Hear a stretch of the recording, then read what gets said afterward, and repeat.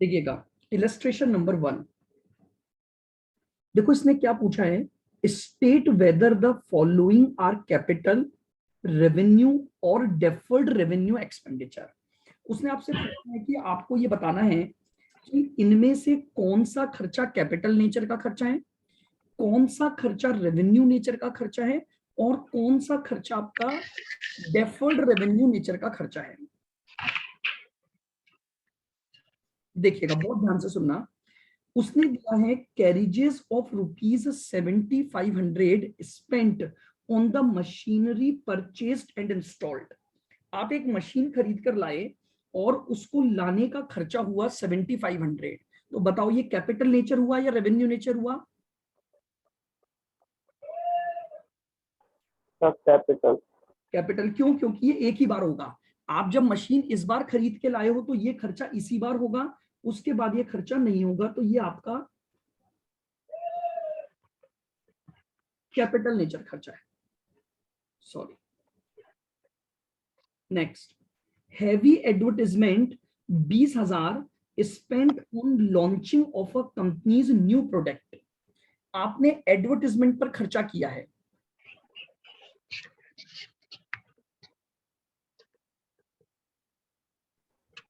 बताइए। तो देखिएगा एडवर्टाइजमेंट पर जो खर्चा किया, क्या उसका बेनिफिट एक ही साल तक मिलेगा या आगे तक मिलेगा? आगे तक कई सालों तक मिलेगा सर। तो है तो एडवर्टाइजमेंट रेवेन्यू नेचर का खर्चा, तो ये बेसिकली डेफर्ड रेवेन्यू एक्सपेंडिचर बन गया। लेकिन आपको याद होगा मैंने एक पॉइंट आपको बताया था कि एस 26 अब ये बोलता है कि डेफर्ड रेवेन्यू एक्सपेंडिचर कुछ होते ही नहीं है। तो इसका मतलब अब हम इसे एस 26 के अकॉर्डिंग क्या मानेंगे? रेवेन्यू नेचर एक्सपेंडिचर मानेंगे। वैसे तो ये खर्चा है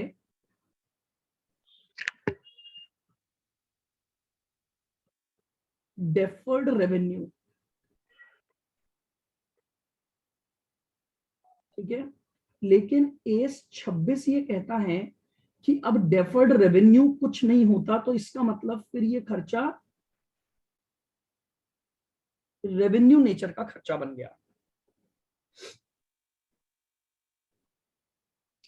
₹200 paid for servicing the companies vehicle including ₹50 changing the oil. बताओ, सर्विस करवाई आपने अपने कंपनी के व्हीकल्स की और उसमें ऑयल चेंज भी हुआ है और ₹50 उसके लगे हैं। बताओ सर्विसिंग के खर्चा कैपिटल नेचर और रेवेन्यू नेचर का है sir. Revenue nature. Very good. तो ये हमारे पास आ गया revenue nature. Construction of basement costing 195 at the factory premises. हमने एक बेसमेंट बनवाया है, बताओ एक असेट क्रिएट हुई कि नहीं हुई? Yes sir. यस तो सर, ये कौन कैपिटल एक्सपेंडिचर। ये लीजिए, ये आपका capital expenditure.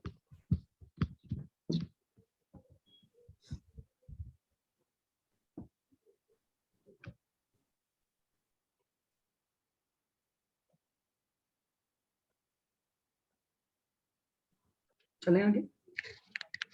Yes. Illustration number 2 देखिएगा। अब इसने बोला है state whether the following are the capital और रेवेन्यू एक्सपेंडिचर। वापस वही बताना है कैपिटल नेचर है या रेवेन्यू नेचर है। Paid a bill of ₹10,000 of Mr. Kumar who was engaged as the erection engineer to set up a new automatic machine costing ₹20,000 at the new factory site। क्या बोलना चाह रहा है? आपने एक नई फैक्ट्री बनवाई, वहां पर एक नई मशीन को इंस्टॉल करना है और इंस्टॉलेशन के लिए एक इंजीनियर को अपॉइंट किया और उस इंजीनियर ने आपको बिल थमा दिया कि भैया ₹10,000 मुझे दे दो। तो ये खर्चा जो ₹10,000 है, ये कैपिटल नेचर है या रेवेन्यू नेचर है? बताइए, ये खर्चा रेवेन्यू नेचर और capital nature? Revenue sir nature. Capital nature ही होगा और मनीष में मशीन में ऐड हो जाएगा। ये केवल एक बार होगा, इंजीनियर को बार बार थोड़ी बुलाओगे आप। मशीन को इरेक्ट कर रहे हो यानी इंस्टॉलेशन का खर्चा है मशीन का, तो इंस्टॉलेशन का खर्चा एक ही बार होगा, तो ये आपका हो गया कैपिटल नेचर खर्चा। आइए 26,000 के एक्सपेंडिचर किए हैं आपने एडवर्टाइजमेंट कैंपेनिंग पर, undertaken yearly on a regular basis during the peak festival season. आप 26,000 रुपए जो है ना रेगुलरली खर्च करते हो, मतलब हर साल जब आपके प्रोडक्ट का सीजन आता है आप 26,000 का एडवर्टाइजमेंट करते हो। तो बताओ क्या ये रेगुलर बेसिस पर किया जा रहा है, तो ये रेवेन्यू नेचर हुआ या capital nature? Sir revenue revenue. ने रेवेन्यू। तो लीजिए ये इसका आंसर हो गया रेवेन्यू एक्सपेंडिचर।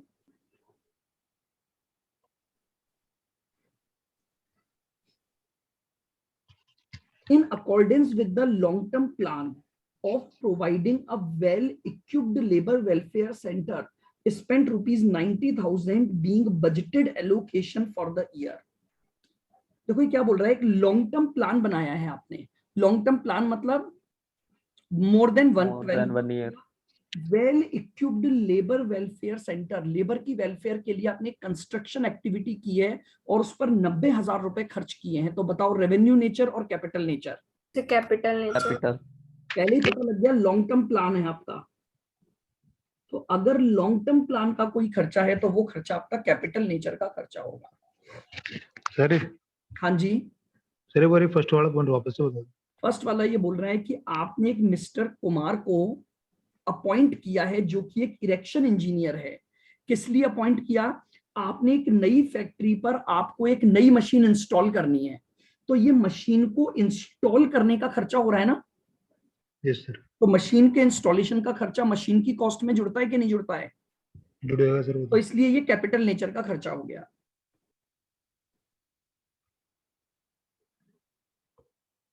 आइए third, classify the following items as a capital or revenue expenditure। an extension of railway track in the factory area। आपने एक क्या बनाया है, रेलवे ट्रैक बनाया है। बताइए क्या रेलवे ट्रैक हर बार बनाओगे या एक बार No. बना लिया और उसका बेनिफिट एक बार। कई सालों तक मिलेगा? तो बताओ क्या माना जाएगा ये खर्चा? कैपिटल नेचर का sir. Capital nature, very good.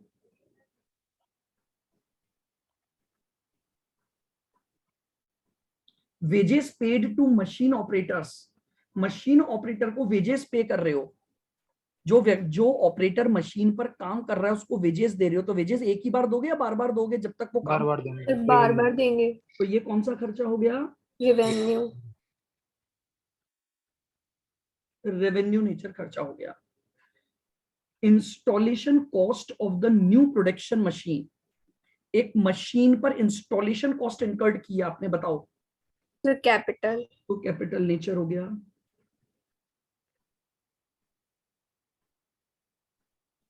Material for extension of foreman's office in the factory, capital.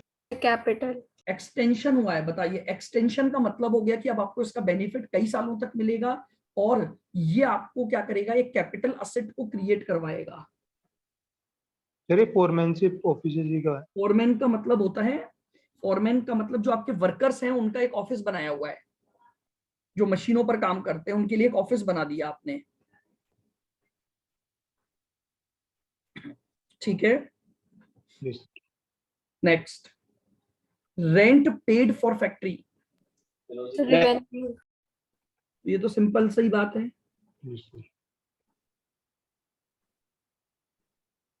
Revenue.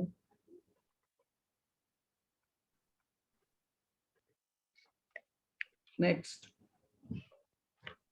Payment for computer time to operate a new store control system, आपने पेमेंट किया है किस चीज के लिए? कंप्यूटर सिस्टम के एक कंट्रोल सिस्टम को ऑपरेट करने के लिए, मतलब आपने कंप्यूटर सिस्टम लगाया और उसको ऑपरेट करने की वेजेस दे रहे हो, तो भैया ये तो हमेशा देते रहोगे। रेवेन्यू। तो ये आपका रेवेन्यू नेचर हो गया।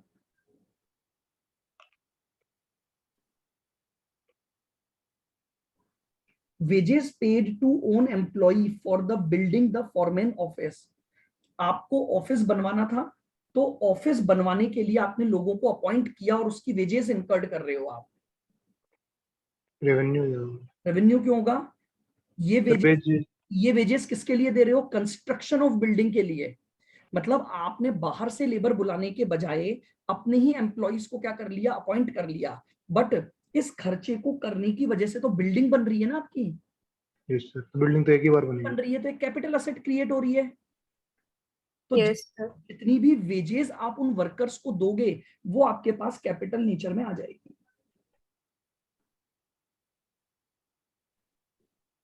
ये लीजिए, ये आपका कैपिटल नेचर का खर्चा हो गया। बताओ, क्लियर है? Yes sir. Yes, sir. Next,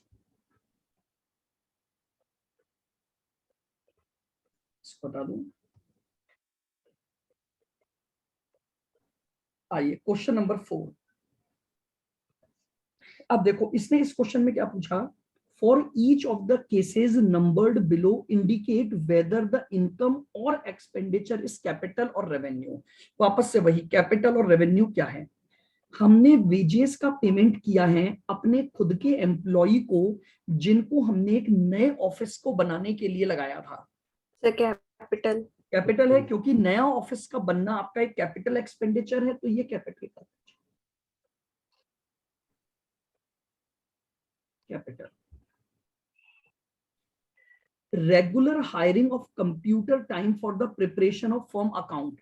firm के अकाउंट के लिए आपने क्या किया? एक अपॉइंट किया एक व्यक्ति को, और वो कंप्यूटर पर बैठकर काम करेगा और उसके आप चार्जेस दोगे। बताओ, revenue. The revenue. Revenue nature. आ जाओ, purchase of new computer for the business. Capital. Computer तो असेट आई, यस सर। असेट आई तो ये कैपिटल खर्चा हो गया। Use of motor vehicle hired for the 5 years but paid at every 6 month। आपने एक मोटर Reven- किराए पर लिया है जिसका पेमेंट आपको हर 6 महीने में करना है। So revenue. रेवेन्यू। रेवेन्यू। आप समझ रहे हो? हमने कोई असेट नहीं खरीदी है, हमने असेट किराए पर ली, तो जब तक यूज करेंगे उसका किराया देते रहोगे आप। तो बेसिकली ये हायर चार्जेस है जिसका हमें क्या पे करना है? किराया पे करना है। बोलो, क्लियर है? Yes sir. चलें आगे। Yes. Yes sir.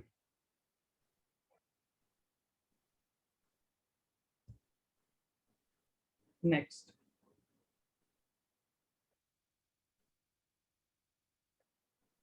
Illustration number 5। State with reason whether the following are capital और रेवेन्यू एक्सपेंडिचर। आपको बताना है कि ये रेवेन्यू एक्सपेंडिचर है या कैपिटल एक्सपेंडिचर है।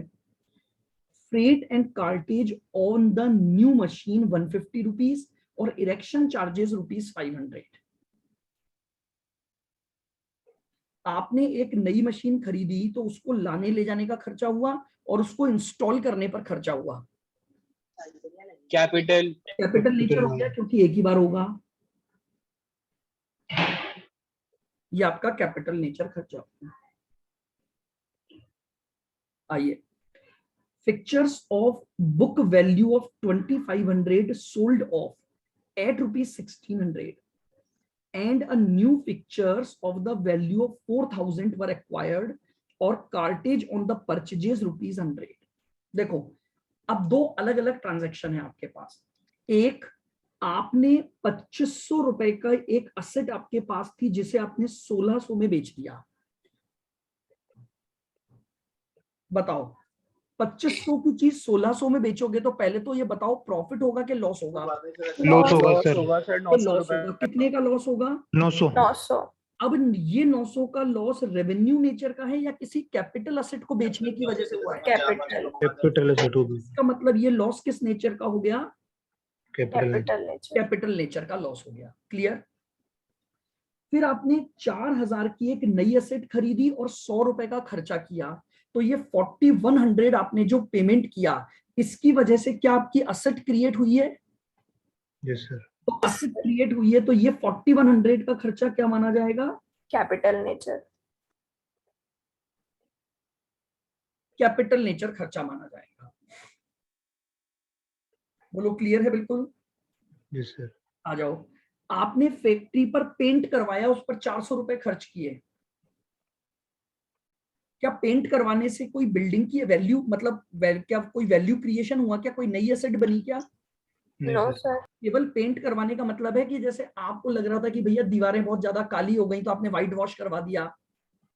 तो पेंट करवाना केवल उस एसेट को मेंटेन करने के लिए किया जाता है, तो ये खर्चा रेवेन्यू नेचर में,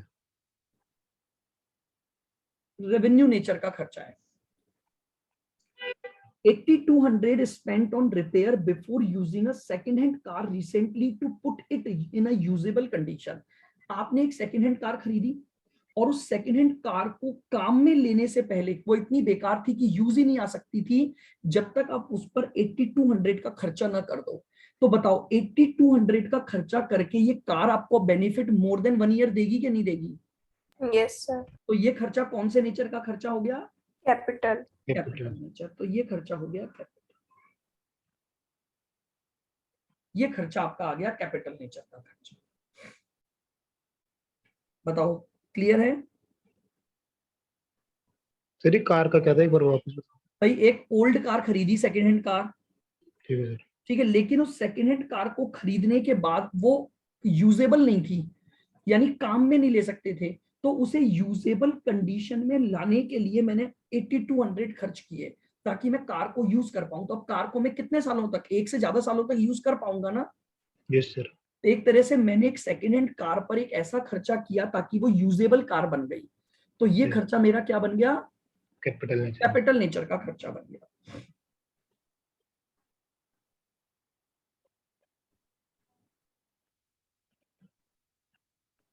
आइए 6, state the nature, capital or revenue of the following expenditure which were incurred by Vedanta and company during the year ended 30th June 15। देखो 350 रुपए रिपेयर की करवाई एक सेकेंड हैंड मशीन पर जिसको कि आपने परचेज किया था, और 200 रुपए पे किए हैं कैरिजेस और freight in connection with the acquisition. यानी एक सेकेंड हैंड मशीन खरीदी, उस सेकेंड हैंड मशीन पर खर्चा किया, एक तो 350 रुपए का और एक 200 रुपए का। बताओ क्या करोगे? Capital capital nature. Capital nature खर्चा हो गया ये।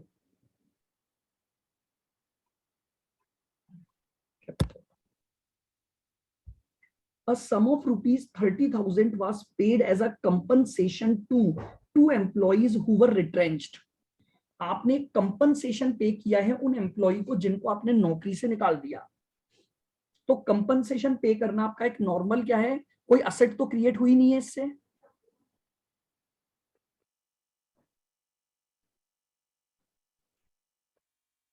तो ये रेवेन्यू नेचर खर्चा हो जाएगा। रिट्रेंच करने का मतलब होता है नौकरी से क्या कर देना, उनको निकाल देना। तो जब आप नौकरी से निकालोगे तो आप उनको क्या दे रहे हो? नौकरी से निकालने के केस में आप उनको कुछ बेनिफिट प्रोवाइड कर रहे हो। तो वो जो बेनिफिट आप दे रहे हो कंपनसेशन के रूप में, ताकि वो आपके बिजनेस से हटें और आपको आगे उनको कुछ ना देना पड़े। तो ये आपका क्या कहलाएगा? एक रेवेन्यू नेचर खर्चा कहलाएगा। आपने गुड्स खरीदा और उसके ऊपर 150 रुपए कैरिजेस पे किए। बताओ, रेवेन्यू नेचर। भाई गुड्स खरीदना ही रेवेन्यू नेचर है। Yes sir. अगर गुड्स खरीदना रेवेन्यू नेचर है तो उसके ऊपर जो गाड़ी भाड़ा लगेगा वो ऑटोमेटिकली रेवेन्यू नेचर हो गया।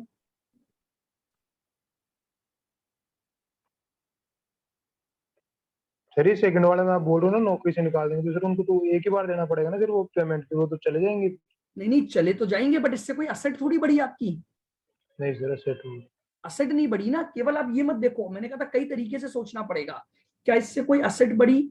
नहीं, आपके केवल एक अमाउंट दिया है एज अ कंपनसेशन, तो वो रेवेन्यू नेचर का खर्चा हो गया आपका। नेक्स्ट क्या बोला इसने, देखो आगे।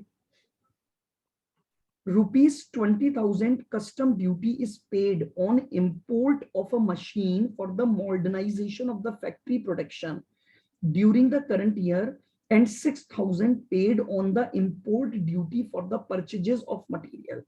देखो आपने इस बार दो चीजें खरीदी हैं। एक तो आपने क्या खरीदी है?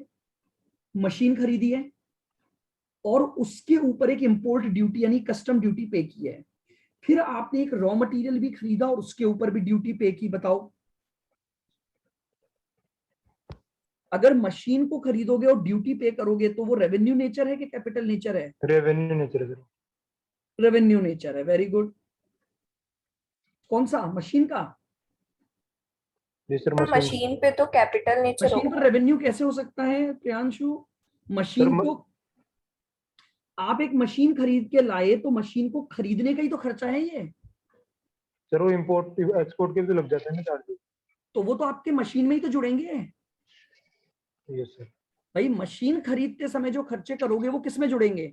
मशीन की कॉस्ट में जुड़ जाएंगे सर। मशीन की कॉस्ट में। तो मशीन अगर कैपिटल नेचर का खर्चा है तो मशीन में जो खर्चे जुड़ेंगे वो भी तो कैपिटल नेचर हुआ। Yes sir. तो ये मशीनरी का जो खर्चा हुआ ये तो हो गया कैपिटल, और रॉ मटेरियल पर जो खर्चा हुआ ये हो गया, रेवेन्यू। क्योंकि रॉ मटेरियल खरीद रहे हो तो वो रेवेन्यू नेचर का खर्चा है, तो उसको खरीदने पर जो इंपोर्ट ड्यूटी दोगे वो रेवेन्यू नेचर का खर्चा हो गया।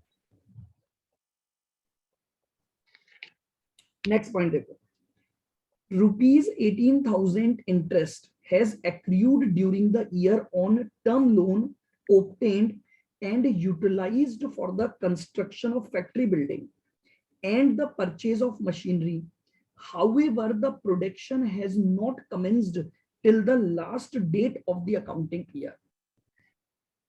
अब ये बात को समझना, ये एक नया पॉइंट है जो मैं आपके साथ अभी डिस्कस करता हूं। देखो क्या होता है, आपने क्या किया, मान लीजिए कोई भी लोन लिया है अपने बिजनेस को करने के लिए।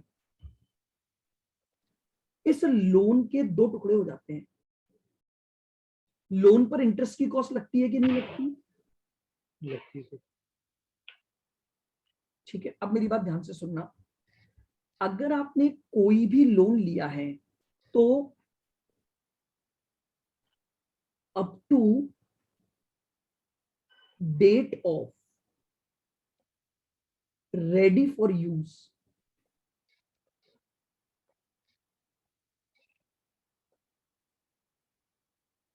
उस इंटरेस्ट को कैपिटल नेचर का खर्चा माना जाता है, और आफ्टर रेडी फॉर यूज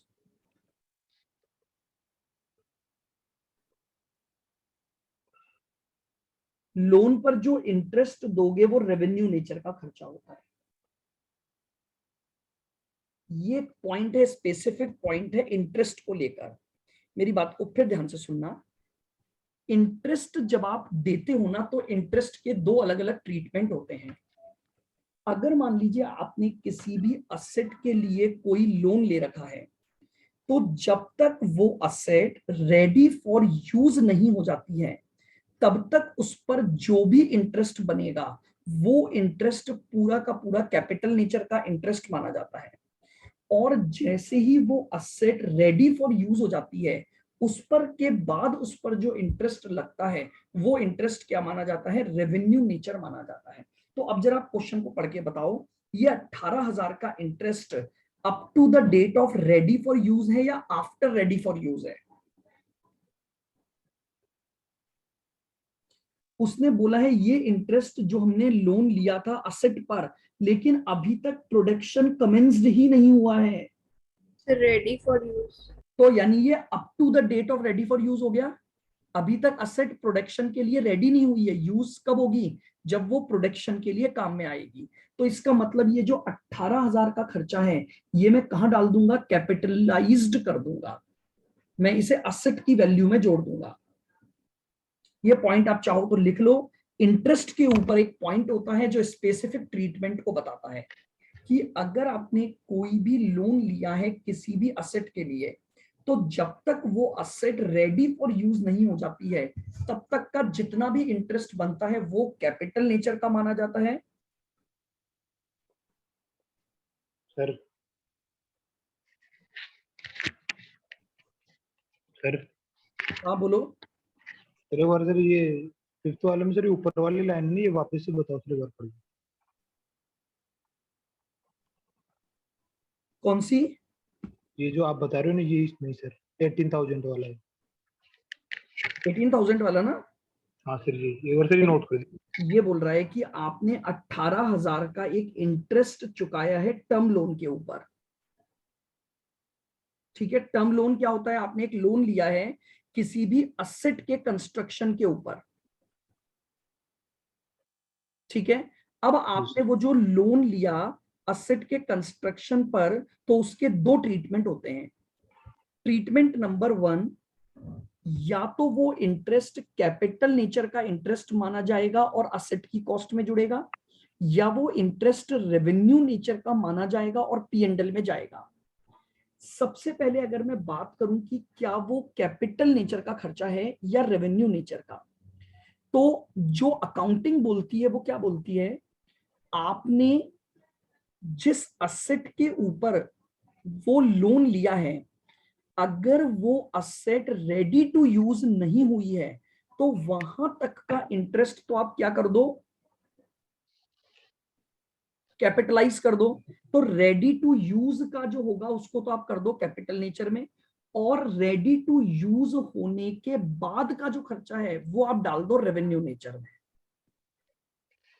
एक टर्मिनोलॉजी पर चलोगे, जब तक असेट रेडी फॉर यूज नहीं हो जाएगी तब तक वो खर्चा कैपिटलाइज रहेगा। जैसे ही वो असेट रेडी फॉर यूज हो जाएगी वो रेवेन्यू नेचर में कन्वर्ट हो जाएगा। ये पॉइंट है, बोलो आया। तो ये रेडी फॉर यूज है ना इसे अभी तो?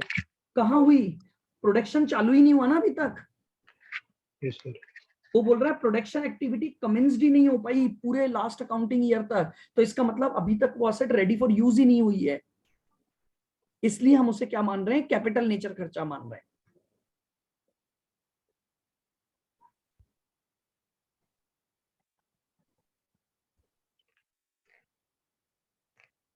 सेवन,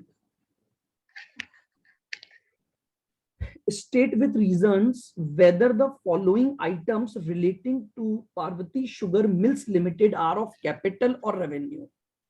आपको बताना है कि ये कैपिटल नेचर है और रेवेन्यू नेचर है। ₹50,000 received from the issue of shares including ₹10,000 by way of premium। सुनना, आपने क्या किया है, 50,000 रुपए आपको शेयर इश्यू के द्वारा मिले हैं, जिसमें 10,000 रुपए बाय वे ऑफ प्रीमियम है। यानी आपको टोटल पैसा तो मिला कितना, 50,000।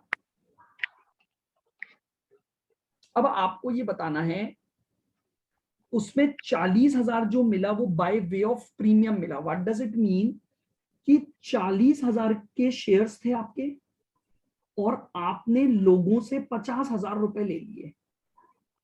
इसी बात को बोलोगे इशूड एट प्रीमियम। Yes. 40,000 के 25% बदले में आपने प्रीमियम पे कितने हो ले गया लिए? था। क्या बोल रहे हो? यस सर, प्रीमियम पे। हाँ, तो 40,000 जो मिला वो शेयर के इशू करने के रेस्पेक्ट में मिला। यस तो सर। शेयर इशू करने के रेस्पेक्ट में मिला, तो ये तो कहलाई कैपिटल रिसीट। रेवेन्यू नेचर की नहीं है ये, क्योंकि ये आपके बिजनेस ट्रांजैक्शन से नहीं मिली है। आपने शेयर इशू किए और 40,000 रुपए मिले। अब 40 की चीज के आपको 50 मिल गए, तो ये आपका प्रॉफिट हुआ या नुकसान हुआ? प्रॉफिट। तो ये जो 10,000 है वो 10,000 क्या कहलाएगा, कैपिटल प्रॉफिट में चला जाएगा। प्रीमियम का जो अमाउंट है वो एक तरह से प्रॉफिट हो गया आपका। भाई आप समझो, 40,000 की वर्थ के शेयर आपने 50,000 रुपए पर इशू किए, तो आपको 10,000 रुपए जो एक्स्ट्रा इनकम हुई है वो प्रॉफिट आपका कैपिटल प्रॉफिट में चला जाएगा, और 40,000 जो पैसा मिला वो आपकी एक कैपिटल रिसीट्स हो गई।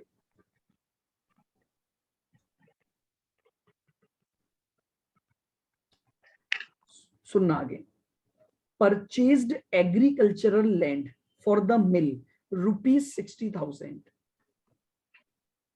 आपने क्या किया है, एक लैंड खरीदी है और लैंड पर एक रेवेन्यू पे यानी लैंड पर कोई ड्यूटी पे की है 500 रुपए for the period after the purchase. समझना, आफ्टर द परचेज। तो देखो, लैंड का खरीदना तो कैपिटल नेचर है कि नहीं है? Yes sir. लेकिन ये जो लैंड पर टैक्सेस, लैंड रेवेन्यू का मतलब होता है टैक्सेस बेसिकली। क्या ये टैक्सेस अब for the date of purchase है या आफ्टर द परचेज दे रहे हो? Sir, after the तो purchase. After the After the purchase purchase. इसका मतलब ये एक तरह का ऐसा टैक्स हो गया जो रेगुलर बेसिस पर आपको देना पड़ेगा। तो यानी ये जो टैक्स का अमाउंट है ये क्या माना जाएगा? Revenue expenditure. रेवेन्यू माना जाएगा। ठीक है,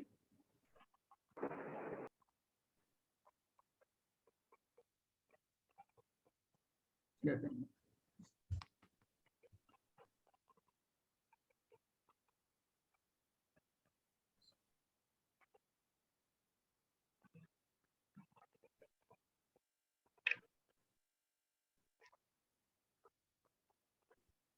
चलिए next, ₹5,000 paid as a contribution to PWD for improving the road of the sugar producing area। आपने क्या किया है, PWD को एक तरह से आपने क्या दिए, कुछ पैसा दिया है, किस बात के लिए? रोड्स को Roads improve बनाने के लिए। लिए। क्या आपके पास कोई कैपिटल एसेट आई क्या इससे? No, एक तरह sir. की डोनेशन हो गई ना ये तो। Yes, sir. Revenue nature. तो ये क्या हो गया आपका? रेवेन्यू नेचर खर्चा। ठीक है, ये आपके पास रेवेन्यू नेचर खर्चा हो गया। नेक्स्ट,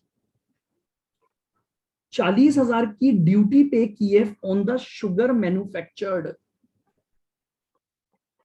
शुगर मैन्युफैक्चरिंग की आपने और उस पर ड्यूटी, तो क्या एक ही बार पे करोगे या जब भी शुगर मैन्युफैक्चर करोगे हर बार देनी पड़ेगी? हर बार देनी पड़ेगी ना तो सर। कौन सा नेचर हो गया? रेवेन्यू।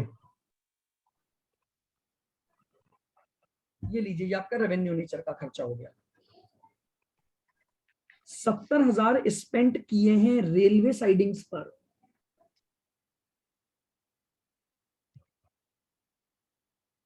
रेलवे साइडिंग्स जो होती है ना वो हमारी एसेट मानी जाती है।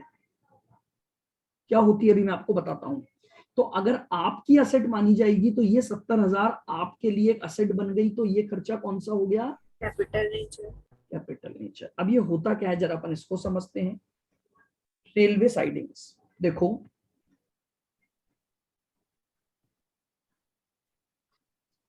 ये एक रेलवे ट्रैक है,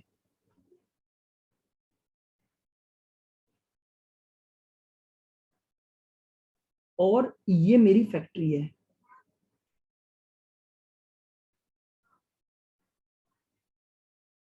ठीक है, अब समझो, मेरी फैक्ट्री में मुझे है ना कुछ रॉ मटेरियल लाना होता है। एक से मान लो आपको कोयला लाना पड़ता है, और वो कोयला जो है ना वो मालगाड़ियों में आता है। अब प्रॉब्लम क्या होती थी, मालगाड़ी तो रेलवे ट्रैक पे ही चलेगी, सड़क पे या मिट्टी में तो चलेगी नहीं। तो प्रॉब्लम नो सर। कि मालगाड़ी यहाँ खड़ी है और यहां से मेरी फैक्ट्री तक अब मैं कोयला कैसे लाऊं? भाई ये तो ट्रैक पर खड़ी रहेगी मालगाड़ी तो, और गोडाउन में माल मुझे कोयला यहां तक लाना है। तो मैंने क्या किया, with the permission of railways, मैंने अपनी कॉस्ट पर यहां से लेकर क्या किया, यहां एक रेलवे लाइन डलवा दी।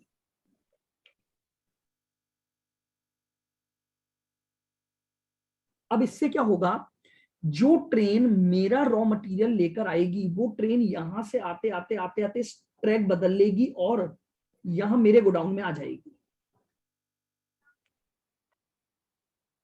ठीक है,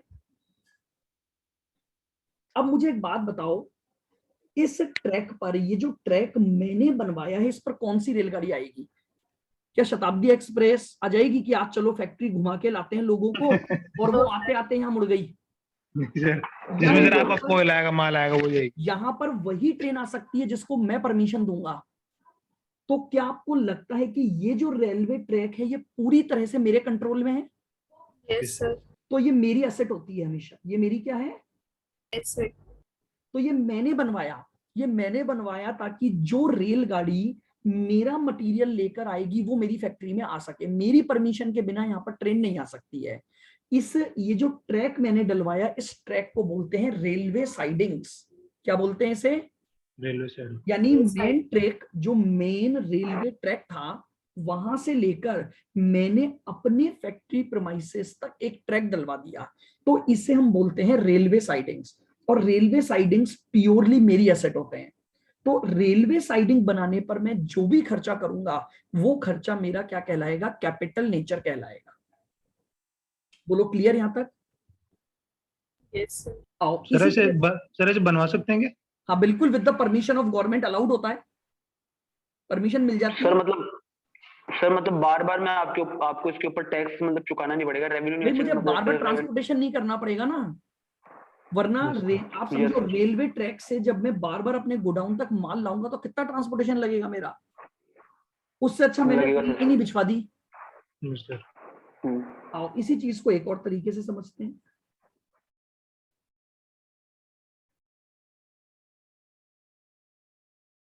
ये मेरी फैक्ट्री है,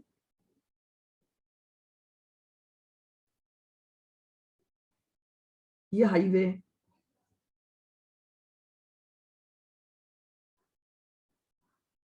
अब प्रॉब्लम क्या हुई, मेरे जब वर्कर्स आते थे ना तो ये एरिया बहुत पथरीला था, मिट्टी पत्थर कंकड़ ये सब थे इसमें। तो मैंने क्या किया, मैंने अपनी कॉस्ट पर मेरे फैक्ट्री प्रेमाइसेस के गेट से लेकर और इस हाईवे तक एक रोड बनवा दी, ये रोड बनवा दी मैंने। ठीक है, यहां तक तो हाईवे था, ये तो हाईवे चल रहा है, ये हाईवे चल रहा है। अब इस हाईवे से जोड़कर मैंने अपनी फैक्ट्री प्रेमाइसेस तक क्या बनवा दी, रोड। इसे बोलते हैं रोड साइडिंग्स।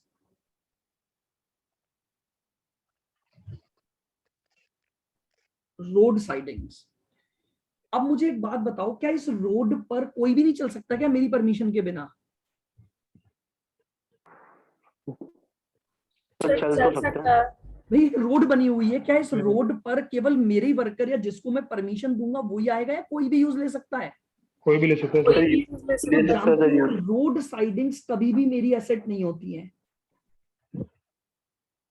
और इसके लिए मैंने जो खर्चा किया वो रेवेन्यू नेचर है। इसीलिए यहां पर ये आया था कि आपने ना रोड को इंप्रूव करने के लिए पैसा दिया है। बेसिकली रोड के इंप्रूवमेंट का मतलब होता है रोड साइडिंग्स के लिए पैसा देना। तो आपने एक रोड साइडिंग बनवाई ताकि हाईवे से वो जुड़ जाए और आपके लोगों को क्या मिले, इस पथरीले रास्ते के बजाय चलने के लिए एक अच्छा रास्ता मिले। लेकिन इसका मतलब ये नहीं है कि भैया कोई और इस पर नहीं चल सकता। अगर मान लो यहां पर कुछ घर हैं, कुछ गांव है, छोटा सा एक छोटा सा गांव है, यहां पर ये लोग रहते हैं, आप इनको रोक थोड़ी दोगे कि भैया नहीं तुम्हें हाईवे पे जाना है तो तुम एक काम करो, यहां पर एक स्प्रिंग लगाओ और स्प्रिंग से ऐसे उछलना कि सीधे हाईवे पे गिरो जाके। मेरी रोड पे नहीं चल सकते तुम, ऐसा नहीं हो सकता, हो ही नहीं सकता। रोड चलने के लिए सबके लिए है, हाँ, लेकिन रेलवे में नहीं हो सकता ऐसा कि कोई भी ट्रेन घुस जाएगी आपकी फैक्ट्री में, कि आज ड्राइवर को लगा रेल के कि भैया शताब्दी एक्सप्रेस में जो लोग बैठे हैं उनको फैक्ट्री घुमा कर लाते हैं, तो चलो भैया ट्रैक चेंज करो और फैक्ट्री में घुस जाओ अंदर। वो पॉसिबल नहीं है, वो मेरे ओनरशिप में है। इसलिए ही रेलवे साइडिंग्स हमेशा मेरी एसेट होती है और उस पर किया गया खर्चा कैपिटल नेचर का खर्चा है। लेकिन जो रोड साइडिंग्स होती हैं वो कभी भी मेरी एसेट नहीं होती, वो केवल मेरा एक रेवेन्यू नेचर का खर्चा है, क्योंकि वो मैंने केवल एक तरह से लोगों की सुविधा के लिए डोनेशन या कंट्रीब्यूशन अपनी जेब से किया है। तो हमेशा ध्यान रखना, अगर ऐसा कोई क्वेश्चन आता है, रेलवे साइडिंग्स हमेशा आपकी एसेट होती हैं, लेकिन जो रोड साइडिंग्स हैं वो कभी भी आपकी एसेट नहीं होती। बोलो क्लियर? Yes sir. ठीक है, तो हमारा पॉइंट था रेलवे साइडिंग्स के 70,000 रुपए। तो हमने ये जो 70,000 रुपए खर्च किए हैं रेलवे साइडिंग्स पर, ये प्योरली हमारा क्या माना जाएगा, कैपिटल नेचर खर्चा माना जाएगा। ये रोड वाला नहीं है क्या सर, अपना रोड रोड पर जो खर्चा करोगे रेवेन्यू नेचर, वो मेरी एसेट प्रोसीडिंग नहीं होती, लेकिन रेलवे साइडिंग्स मेरी एसेट होती है तो वो कैपिटल नेचर। बताओ क्लियर? अब बोलो, और अब समझ में आई ये चीजें कैसे क्वेश्चन को समझना है? Yes sir.